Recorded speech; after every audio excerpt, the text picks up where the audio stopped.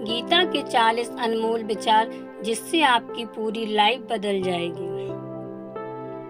वक्त कभी भी एक जैसा नहीं रहता है, उन्हें रोना भी पड़ता है जो बेवजह दूसरों को रुलाते हैं। अपनी इच्छा शक्ति के माध्यम से अपने आप को नई आकृति प्रदान करें।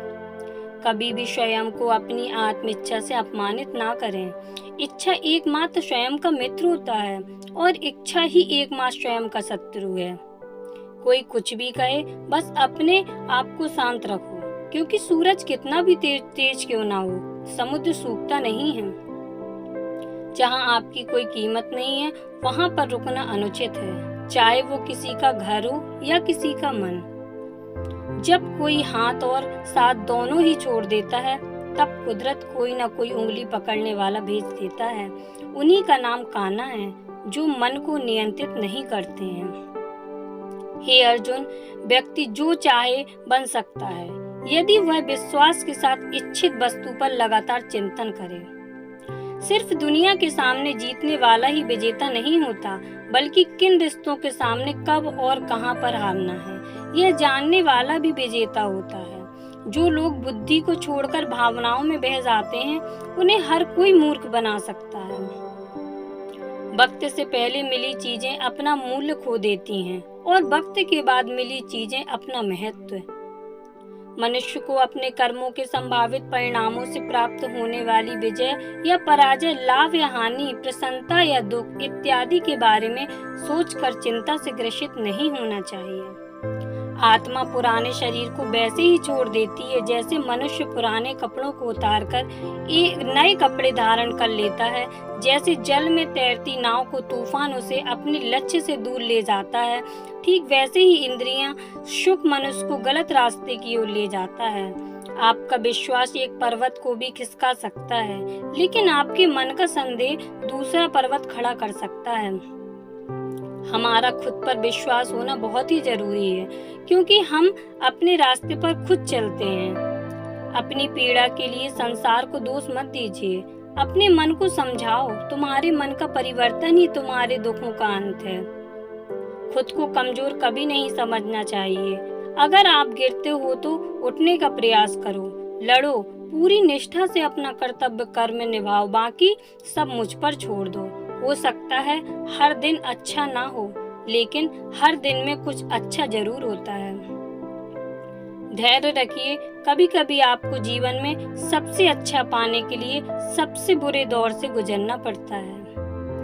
रोना बंद करो और अपनी तकलीफों से खुद लड़ना सीखो, क्योंकि साथ देने वाले भी शमशान से आगे नहीं जाते।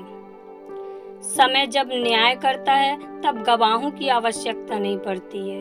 एक उपहार तभी असली और पवित्र है जब वह हृदय से किसी सही व्यक्ति को सही समय और सही जगह पर दिया जाए, और जब गिफ्ट देने वाला व्यक्ति के दिल में उस गिफ्ट के बदले कुछ पाने की उम्मीद ना रखता हो। सुंदरता आपकी दृष्टिकोण में होती है। किसी को कीचड़ में खिला कमल भी लुभाता है और किसी को चांद में भी दाग नजर आते हैं। हे अर्जुन, जो कोई भी जिस किसी भी देवता की पूजा पूरे विश्वास के साथ करने की इच्छा रखता है, तब मैं उसका विश्वास उसी देवता में दृढ़ कर देता हूँ। उदय किसी का भी अचानक नहीं होता, सूर्य भी धीरे धीरे निकलता है और ऊपर उठता है। धैर्य और तपस्या जिसमें है, वही संसार को प्रकाशित कर सकता है। हे अर्जुन, स्वर्ग प्राप्त करने और वहां कई वर्षों तक वास करने के पश्चात एक असफल योगी का पुनः एक पवित्र और समृद्ध कुटुंब में जन्म होता है।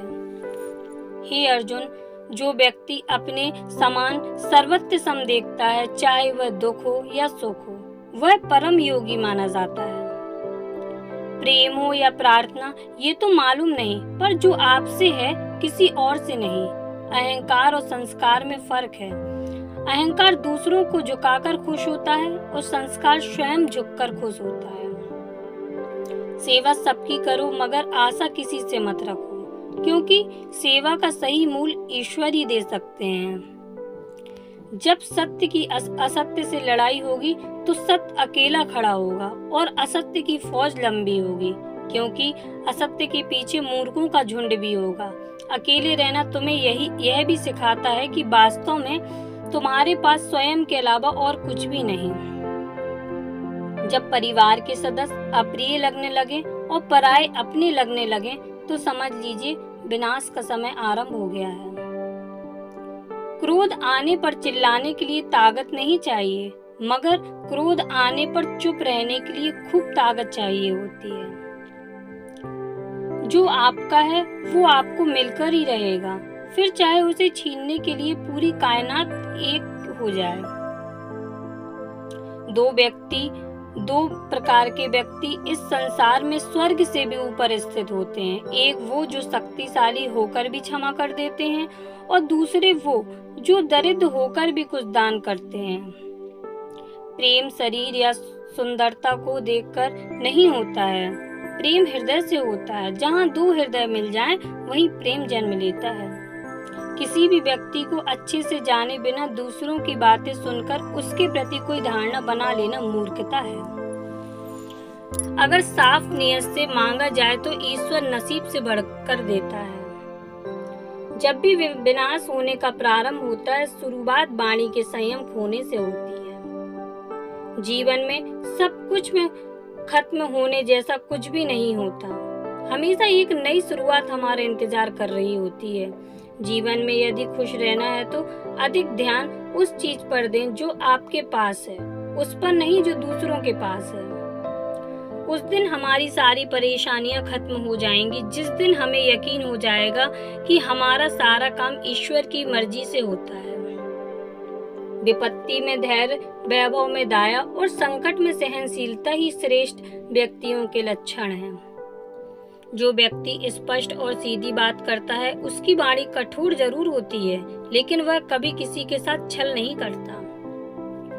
जो अच्छा लगे उसे ग्रहण करो और जो बुरा लगे उसका त्याग, फिर चाहे वह विचार हो, कर्म हो या मनुष्य। बुराई बड़ी हो या छोटी हमेशा विनाश का कारण बनती है, क्योंकि नाव में छेद छोटा हो या बड़ा, नाव को डुबा ही देता है। परिवार और समाज दोनों ही बर्बाद होने लगते हैं जब समझदार मौन और नासमझ बोलने लगते हैं। आप वापस नहीं जा सकते हैं और शुरुआत को नहीं बदल सकते हैं, लेकिन आप जहां हैं वहीं से शुरू कर सकते हैं और अंत को अवश्य बदल सकते हैं। जब उम्मीद टूटने लगे, कोई रास्ता दिखाई ना दे तो एक बार भगवत गीता की शरण जरूर ले लेना। दोस्तों, अगर आपको हमारा ये वीडियो अच्छा लगा हो तो चैनल को लाइक और शेयर करें, और चैनल पर नए हैं तो चैनल को सब्सक्राइब करें और कमेंट बॉक्स में जय श्री कृष्णा जरूर लिखें। धन्यवाद।